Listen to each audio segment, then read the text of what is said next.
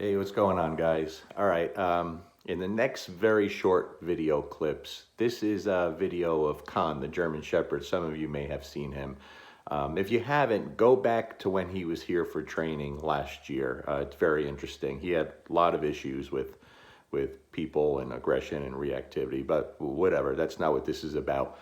One of Khan's biggest issues is he can't get his nails clipped. Like, he has to be taken to the vet and put under, and it's really ugly. It's really bad, and no dog should have to go through that anytime they need their nails clipped, right?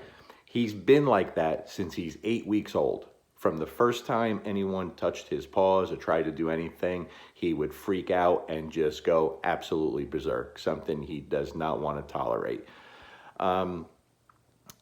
It's important that you go back and watch all the videos from day one with him from last year. He came here just for a refresher now, and that was one of the issues I wanted to take care of for him.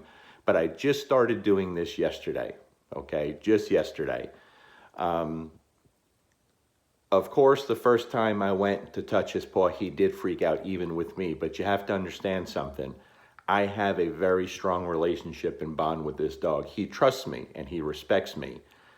The way that was established wasn't with dominance or force or bribery with food. The majority of the success I've had with him was all done through play, through interactive, productive play. And you guys have seen a lot of it. I filmed a lot of it. That's where that trust and bond came from, right? Very, very little food used in his training, although some, but he prefers play over anything, right? So when I started the nail stuff, the first thing I did is I saw, even with me, when I went to touch his paw, he did freak. So I backed off, and I'm not going to force him into that. See, a big mistake that so many people make with the nails is they just want to get the job done. So they restrain the dog. It's awful for them. The dog is fighting it, and you get the nails clipped really fast. And all that does is confirm the dog's suspicions that this is a really not good situation, a really crummy situation, right? So why not take advantage of the dog's fear and, unwanting desire to have his paws touched and his nails done, and use it as a very productive training moment, right? That's what I'm doing here. So the way I started off at first with food is the second my hand would move towards his paw, just a little, I would mark it and give him food. And you notice in the clips, there's no talking. I'm not talking to him and baby talking him and trying to console him. Everything's done in a pretty calm way, very mellow, not going to get him excited, right? He's complying with me because he trusts me. And to be honest, he has to comply within a certain reasonable amount of effort on his end too. Is it still stressful for him? Of course, but stress is part of training. Stress is part of the healing. There has to be a certain amount of stress that he learns to deal with so it keeps getting better, and then the stress goes away, right? So with very little movement going towards his paw, I'd mark it, feed. Little bit of movement, mark it, feed. I kept doing that till eventually I'd go down, I'd touch his paw quick, mark it, and feed. You understand what I'm saying? Then at one point, I would pick up the Dremel tool, mark it, and feed.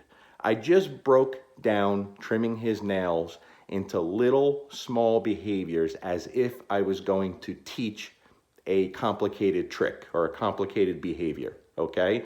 I just broke it down. And then the final step was turning the Dremel on and just touching his nail real quick, mark it, which of course he didn't like, and he did want to fight it, but I let him know, no, buddy, we have to do this and it's going to be all right, right? You turn the Dremel on, you touch the nail, mark it, turn it off, feed.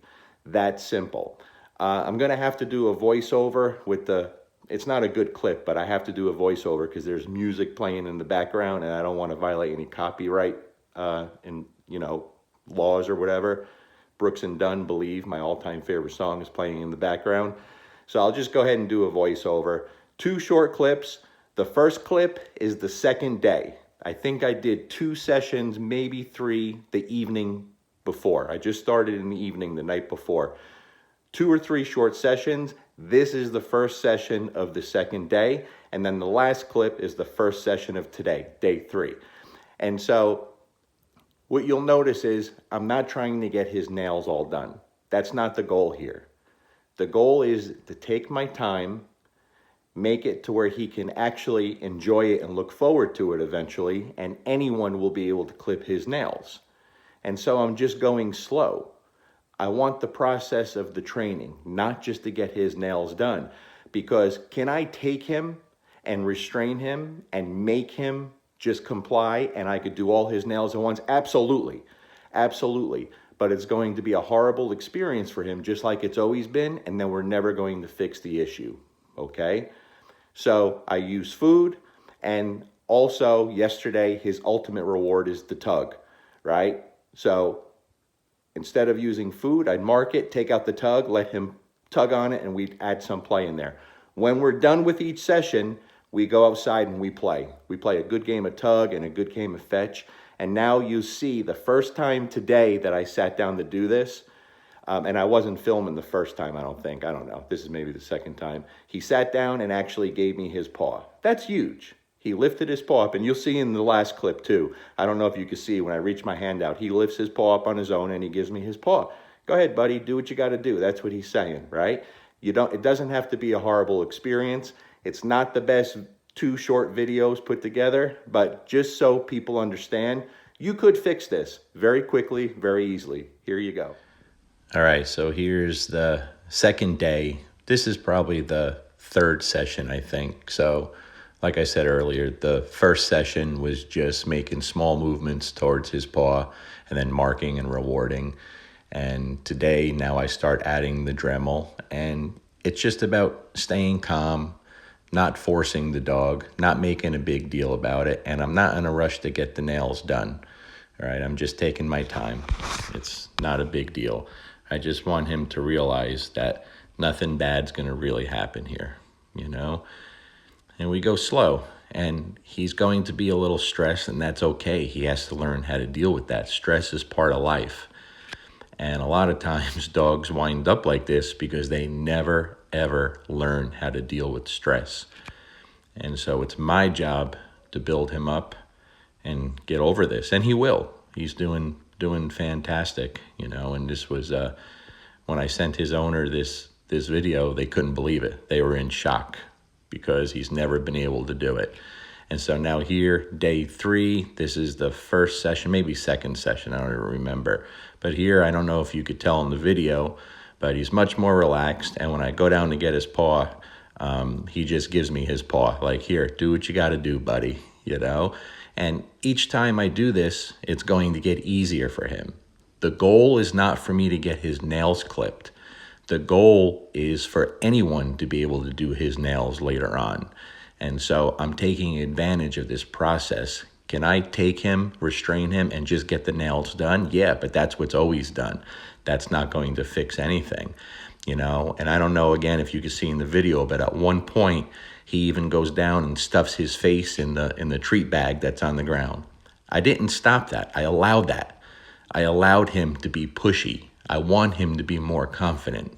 Okay, that's something that a lot of people would correct the dog for and punish him. No, not at all. You have a weak dog with lack of confidence. If he's going to stuff his face in there, go ahead, help yourself, buddy. You know, but it's just about keeping him calm and working together, showing him this is not the worst thing in the world.